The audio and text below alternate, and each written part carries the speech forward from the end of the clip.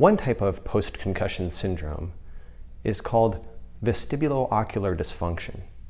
This is a scenario where an individual's balance and vision problems are really driving the majority of their persisting post-concussive symptoms.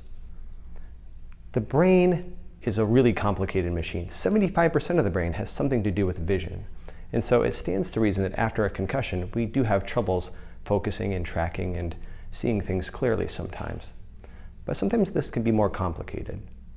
One thing that eyes really have trouble doing following a concussion is focusing or converging.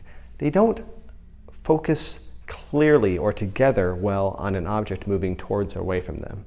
This can create ocular tension headaches and also a sense of imbalance or depth perception problems. You may notice this if you're working at a computer or a student reading in their books or on their Chromebooks, that they start to get headaches if they read too long because their eyes are struggling and they're squeezing harder than they ought to keep things clear.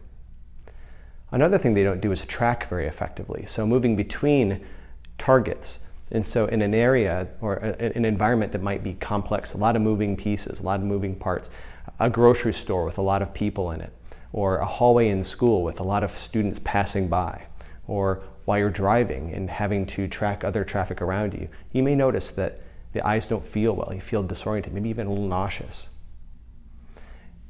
The balance system in our brain is super complicated. It has to take input from multiple areas. It takes input from our eyes. It takes input from our inner ears. It takes input from our upper neck and cervical spine and our joints and muscles around our bodies.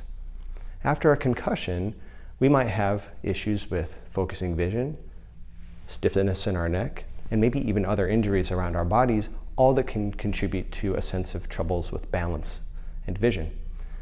In these situations of vestibulo-ocular dysfunction, a really qualified physical or occupational therapist, and sometimes even special optometrists and ophthalmologists, may be helpful to help manage people effectively.